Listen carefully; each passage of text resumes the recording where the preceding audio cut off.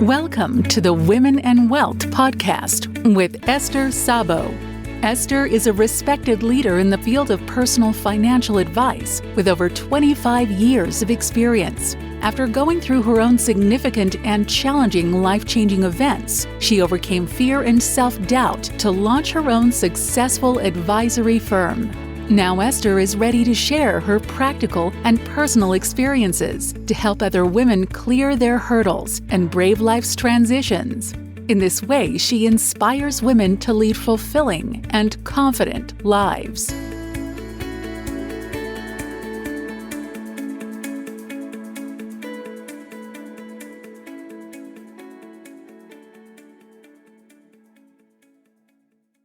Hello and welcome to Women in Wealth with Esther Szabo from Gates Pass Advisors. Esther, how are you?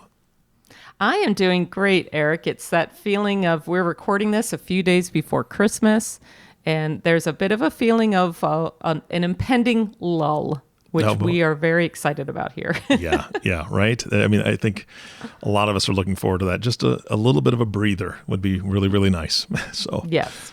All right. And I know that Erik is in studio with you. Erik, how are you? I am doing well. Thank you, sir. Oh, man. I'm looking forward to the conversation today because I have no clue what you guys are talking about. And it's something that you guys have been talking about, I think, in your office. And so now you're bringing it to the audience and me. We are, and it's not about Erik's toddlers and how cute they were sitting on Santa's lap. Nice. Crying on Santa's lap. But, all social, emotional awareness disappears during the holidays. So. That's right. And what did they say when they left Santa's lap after freaking out? I want to go back. Of course. I like Santa. From a distance. I like Santa from a distance. Oh, man.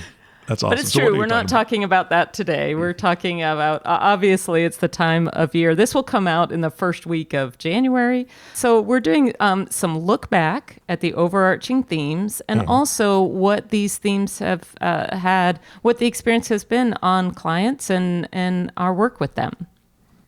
All right. Sounds good. I'm just going to sit back and let you go to it. Okay, sounds good.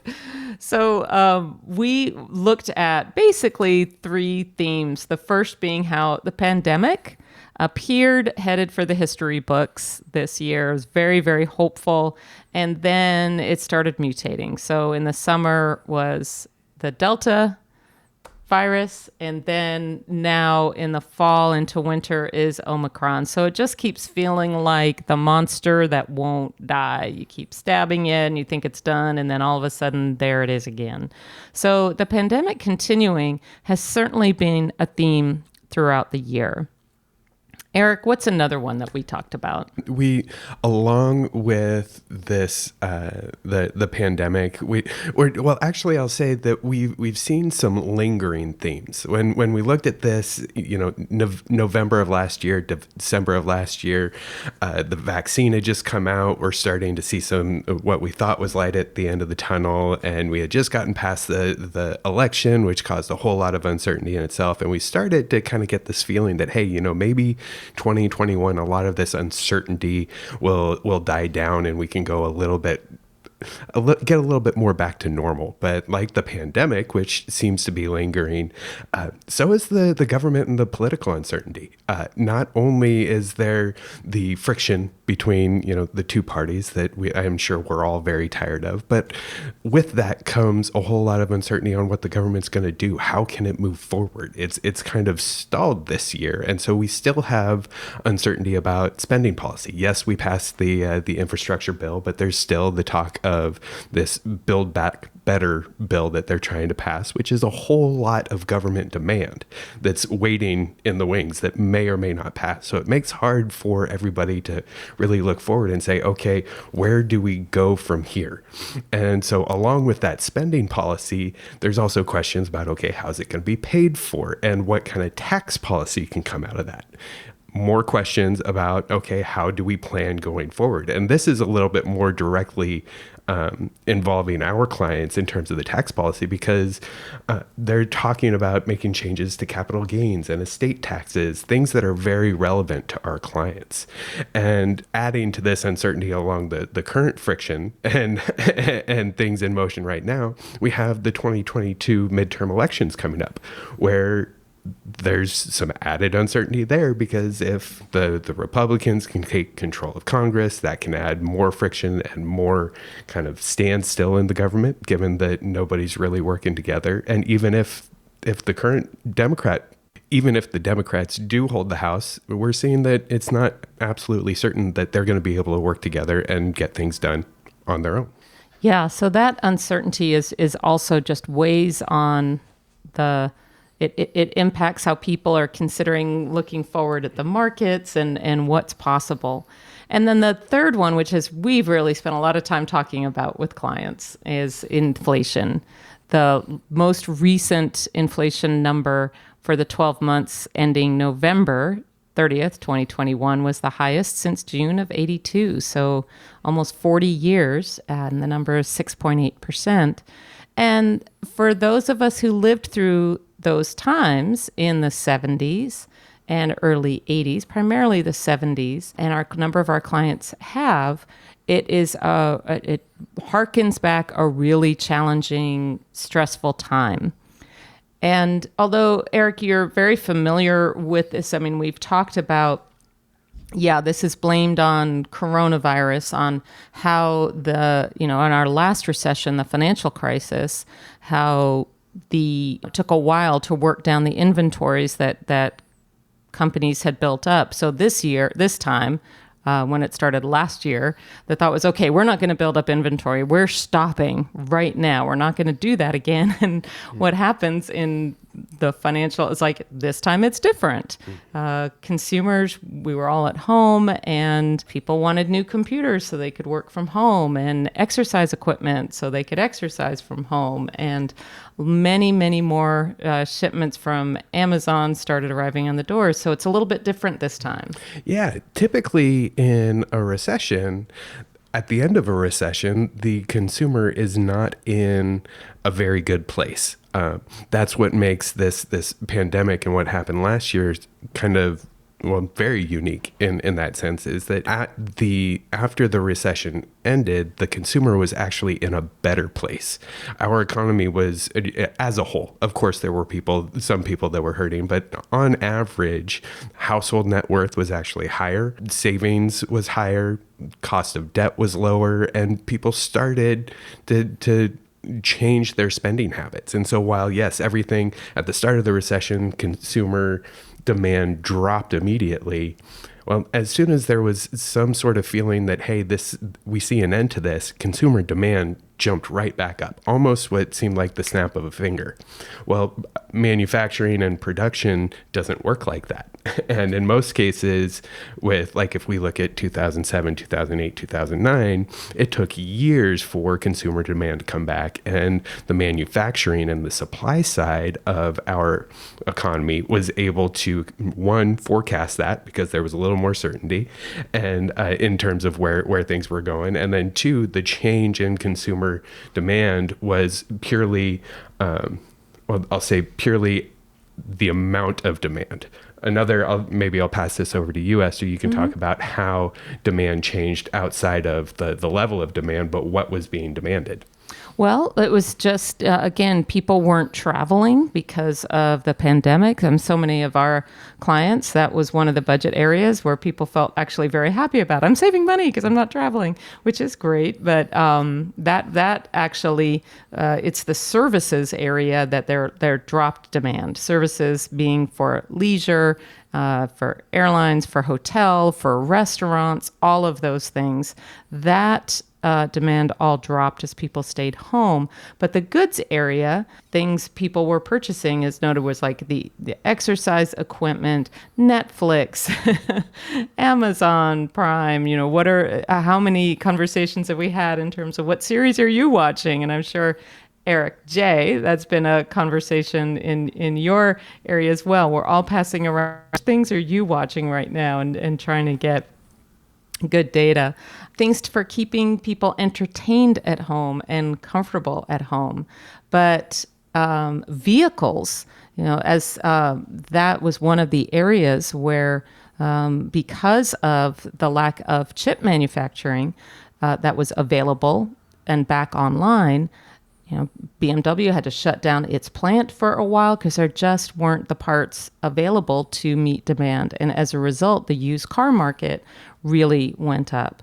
In terms of construction, many people at home saying, this is likely to go on for a while, and the space that we have doesn't really work for a home office environment. We need to make changes.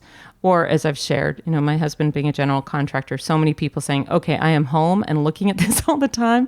This floor has to change. These cabinets have to change, just really improving their home lives. And we saw also the prices of lumber increase and other types of construction materials really going up as a result. So yeah, basically, our demand side of the economy, the consumption prior to the pandemic was more focused on services than goods. And with the kind of reboot after the pandemic, everybody started focusing more on goods over the services. And so we've seen that demand, if we break down the elements of inflation, so we talk about goods and services being the two primary categories. Compared to prior to the pandemic, the demand for goods is up 13% prior to the pandemic, whereas we haven't met the demand level for the services area that we were at prior to the pandemic yet. And so really you can kind of see that, okay, what the manufacturing side and the producing side of the economy was forecasting and planning for, not only on the level of demand, but also what the consumer was demanding. And so that's created a lot of kind of confusion in these supply chains. And so that's what's causing the inflation overall. And it's going to remain elevated until consumer demand, manufacturing, and transportation can all get a little more in sync, which, given how the U.S. economy works, whenever there's an inefficiency, that means there's money to be made and people are going to be looking at it. And in these days, it's going to be solved relatively quick. So we're not anticipating that these inflation issues are going to be 5, 10, long-term, decades-long inflation issues. We're anticipating this is going to be 12, 24 months as we kind of get into a new rhythm. And the other thing is the labor shortages that have been going on. So truckers, drivers to move goods, people everywhere looking for labor, restaurants looking for labor. And this went beyond the end of the government payouts or the higher payouts for unemployment. It's just been a more challenging time to get enough workers to come back and help move this stuff along. And partly that's seen as many are looking, we'll talk about this in a moment, but many are looking at maybe I could do better or do a different type of work or earn more money or work from home and not be apart from my family. And so there is, and for women, it's been more of an impact on women who are perhaps needing to still keep their children at school, children at home, or have elderly parents that they're caring for, that they can't just leave both of those different populations and go back to work feeling comfortable and safe. So as Erik said, I think one of the things that happened this year with this was that initially it was thought to be still relatively short term, something that would be worked out in a matter of months, and it is continuing. It reminds me of what a friend of mine said about World War II England. The whole economy did not come back on Armistice Day, when the war was over. It took years because so much had been stopped or broken during the war. Now, this obviously isn't that dramatic, but a lot of things are stopped, have been stopped, and our supplies come from all over the world. So a lot of things have to connect up and work well together for things to be working as well as they had been prior to the pandemic. And it will take a while, but it's not something that we anticipate will continue on, as Erik noted, for years and years and years. It just, every time that there's a downturn or a negative news story or anything, it just feels like we'll never see the other side of it. So when we're in the middle of these times, it always feels like it's going to go on forever. But just like last year when the market dropped so precipitously. Nobody knew when it was over. That resolved much more quickly, and then we moved on. We anticipate the same for these high inflation numbers that we've been experiencing. They're great headline stories, great attention grabbers, but we don't anticipate this to be a long-term impact that will continue for years. However, we're going to switch gears a little bit and talk about how is this all impacting our clients. And Erik works with all the Gates Passive clients, but also has his own niche of clients. And these are very successful professionals who have perhaps not amassed a large net worth yet, but they are well on their way. So Erik, how are your clients responding to these issues? So yeah, my client base is, as Esther mentioned, made up of very already successful professionals, but they're at a point in their lives where they're kind of transitioning out of the period where they could keep their head down and really just kind of focus on themselves and focus on their career, or maybe just them and their partner. But they're starting to have kids, they're starting to buy houses, second houses, trying to decide if somebody can stay home and not work. Can they still meet their financial goals? And, through everything that's happened over the last year, there's a change in the day-to-day paradigm, that the moving out of the office, the constrained office, working remotely, and not spending as much, not traveling, and not spending on those services. And they've already, over the last year, bought all the goods that they need. Not that they don't keep buying them, but that kind of initial rush is there. So they're spending less. They're starting to pick their heads up and say, oh, I don't have to be in the office 8 to 12 hours a day.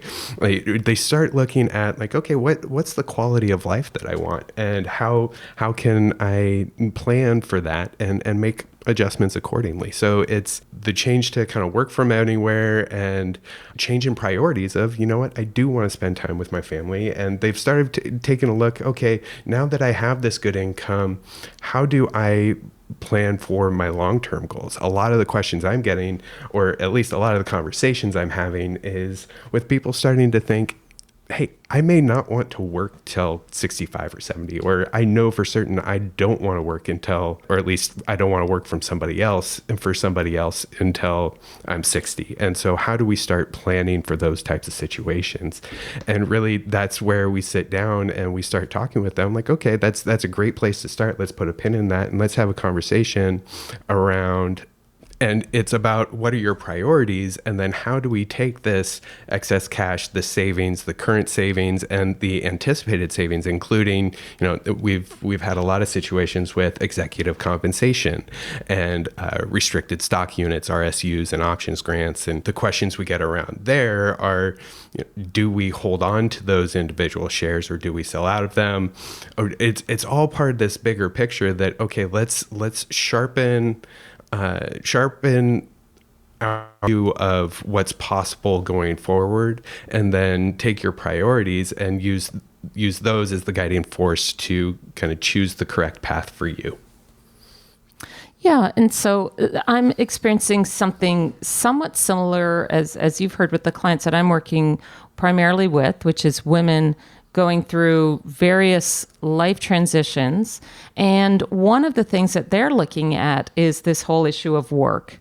And I've had more of these professional women come to me this year and say, I want to retire. Whereas the year before it was like, no, I'm good. I'm pretty content where I am. And then it has switched more this year. And it's a similar theme of, I don't want the world situation wagging my tail. I really want to take ownership here of what are the options and choices available to me. And I know that we've both had those conversations with clients. Exactly. I think there's kind of been a switch from can I do this, and an approach to, okay, let me make sure that I can at a bare minimum, what can I do at a bare minimum, to changing the focus of, hey, what opportunities do I have? Like what choices and tools do I have to really maximize and do what I want to do? Not just, can I live a bare minimum lifestyle? Right. Just the way things, I mean, the market has certainly helped over the last 10 years, 15 years, a few bumps along the way, but really there's been some great performance and people have worked very hard, and they tend to be, in particular with people looking to retire these days and the people we're talking to, they've been very good savers, and they're looking for a way to transition from, okay, the working, saving day-to-day mindset to, okay, let me bear the fruits of this labor and look forward, like what can I do when I'm retired? A lot of people are afraid to retire because they don't know what they would do. Yeah, and we really enjoy those conversations because we are looking to help support clients and create what it is that they really want. And I know also, as you're working with clients, for the ones that are working, there's a lot more interest in work flexibility. Absolutely. And so it's just given the way the world is today, the flexibility and the commingling of work and home life is far more prevalent, and it's no longer just kind of cut and dry, and the ability to have that flexibility to work here and there and just to ensure that the job is getting done and being able to manage expectations, but otherwise live their life how they want, is absolutely key to their happiness. And not just how they want, but where they want. Where they want. Yeah, exactly. If anything good came out of this pandemic, it's that people can now fly to Hawaii and work a month on the beach. Yeah, right. Because everybody's bought into working remote, where they can. And in particular, being in Silicon Valley, a lot of tech companies have made that available to employees.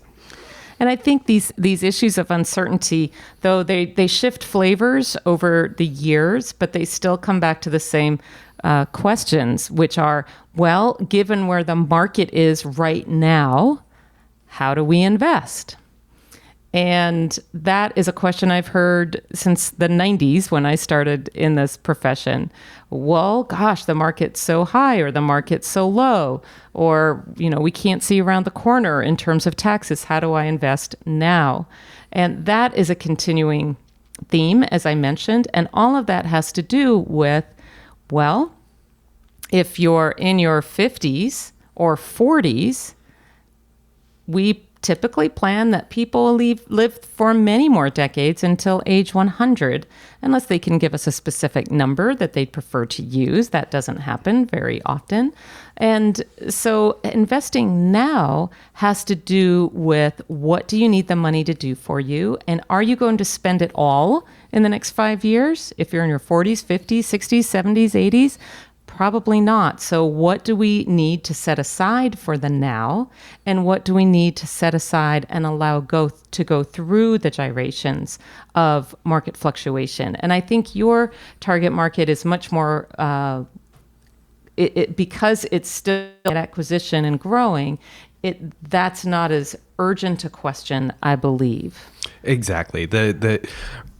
My client base is still at a point in their careers where they have a significant amount of excess cash flow, and as well, that earning potential is still increasing. Mm-hmm. Retirement's not just around the corner for them. So really a lot of the focus is mapping out opportunities for growth with, I'll say, more generality, because their time frame tends to be a bit longer, and there are so many variables and so much opportunity for life changes that really it's not about defining exactly where they're going to be at 65, 67, 68, or how many houses or boats they're going to have.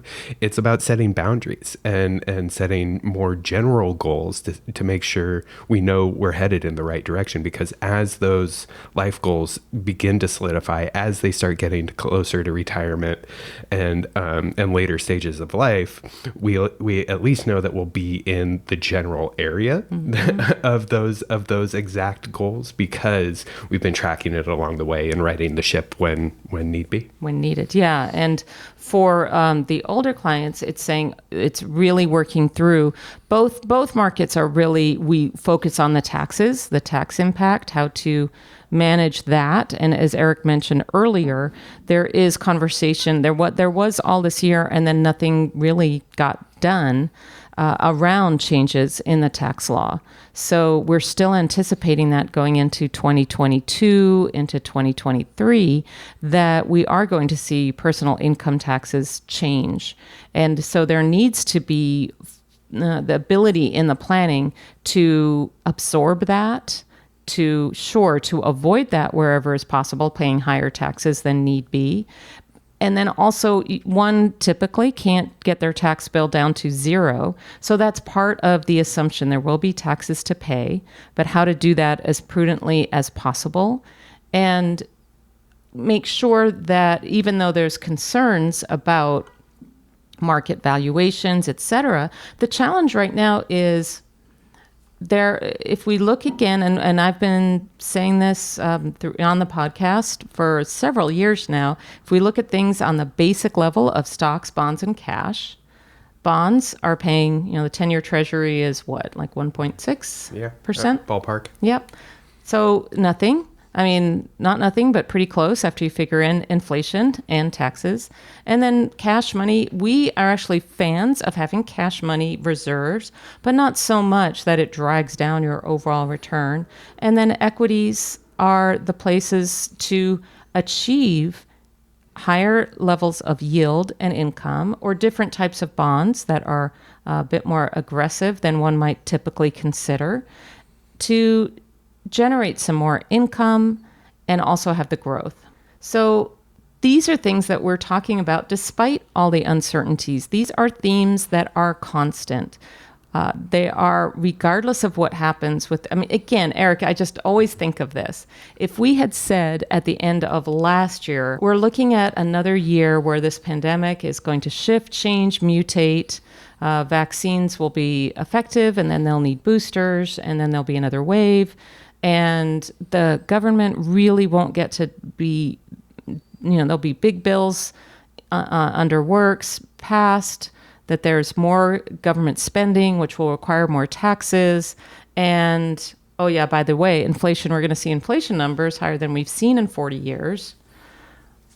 What would most people have done in terms of their investments? It's hard to say. Just honestly, the smart thing is stay the path. Stick with your strategic allocation in terms of investments, because really at the end of the day, a lot of these items, I think we would consider more short-term fluctuations. There's always going to be uncertainty in the market, whether it's inflation, whether it's a pandemic, whether it's the financial collapse, or a tech bust, or whatever it is. There's always going to be something to surprise us, and taking that into account in your financial planning and knowing that over the long term is when we see the consistent returns in your investments, and those. Well, I'll just leave it at that. That we see consistency over the long term, but in the short term, life is dynamic and emotional in all areas. Whether that's government, whether that's your personal life, whether that's the market,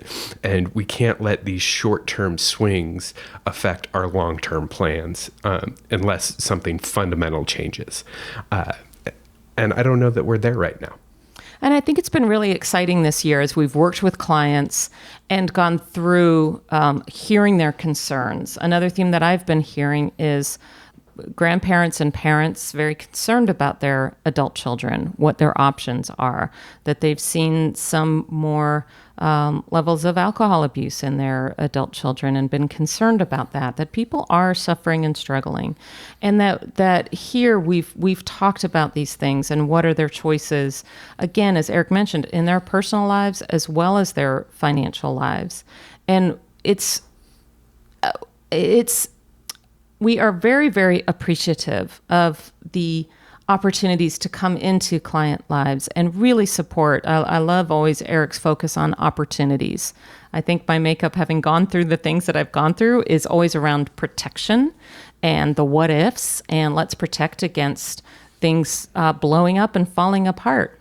That's just how I'm wired up. But I also really appreciate Erik's perspective on it's not all about that. It's like, there are good opportunities out there. How can one live the life that is the best for themselves in support of their goals and values? And so the financial planning always provides that perspective. We do not put ourselves in the role of forecasters. We cannot tell you what's happening in terms of the job market or taxes or inflation.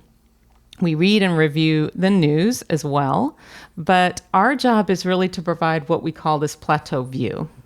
Exactly. And that plateau view kind of gets you out of the weeds and provides a range of paths to take. When we start talking about the plateau view and us kind of being a guide, it's because everybody has multiple paths they can get to where they want to go.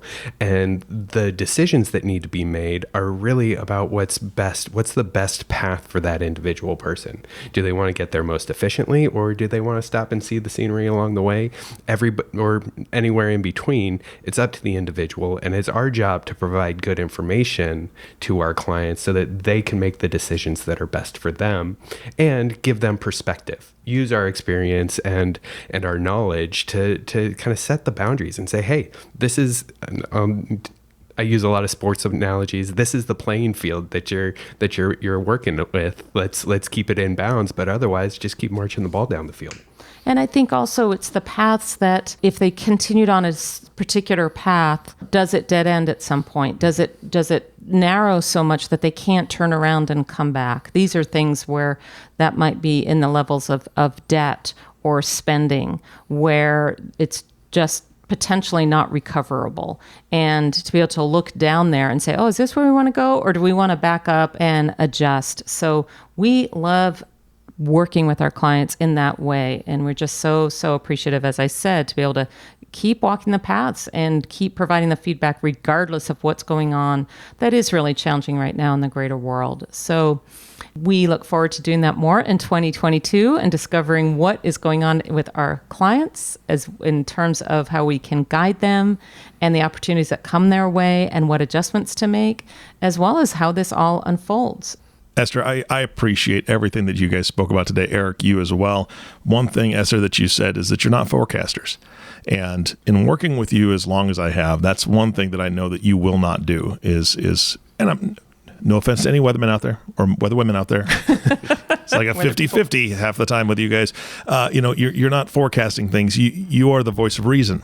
I think that's the role that you play best. You've said that in other podcasts. You've talked about that quite a bit as far as how you provide gentle guidance and reassurance and options. Erik, it sounds like you're doing the exact same thing. You're providing those options and the voice of reason of, hey, this is what's possible. Here's where you're at. Here's how you can protect yourself. Here's how you can take advantage of a good thing here and there. I love that because I think that that's what's missing in a lot of people's lives is we all have those friends that are just nuts, that are just like, yeah, go for it. And it's totally going to hurt us later. But we need those people that can say, okay, let's look at this objectively. Let's look at this in reality of where we're at today and what could be coming down the pipe, seeing the writing on the wall, and let's just kind of take that into consideration. So I love that. I love that that's what you're basing a lot of the work that you do on. And if people are listening to this podcast and they want to reach out to you or Erik, what are the best contact information? Who should I start with? Let's start with Erik. All right, Erik. Okay. How can people reach you? Easiest would probably just be my email, Erik, ERIK, @gatespassadvisors.com. Or you could always reach either of us at the office, 650-797-0280. All right. Erik gave the number. Esther, how can they get a hold of you? Same thing, just Esther at gatespassadvisors.com. And you have to spell my name correctly, not like how my mom used to spell it. She used to misspell my name all the time. It's ESTHER at gatespassadvisors.com. All right. Esther and Erik, thank you so much for your time today. Esther, any closing thoughts for today's podcast? Well, I think it is the guidance, and it's also how often we have clients who close the appointments with us and go, oh, I feel so much better. Absolutely. Yeah. That's fantastic. Thank you so much for that.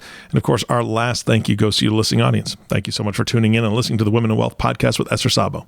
If you have not subscribed to the podcast yet, please click the subscribe now button below. This way, when Esther comes out with a new podcast, it'll show up directly on your listening device. This makes it much easier to share these podcasts with your friends and family. Again, thank you for listening today. For everyone at Gates Pass Advisors, this is Erik Johnson reminding you to live your best day every day. And we'll see you next time. Thank you for listening to the Women and Wealth podcast. Be sure to subscribe to the podcast so you receive notifications of new podcasts as they become available. Check out the website at www.gatespassadvisors.com for more information.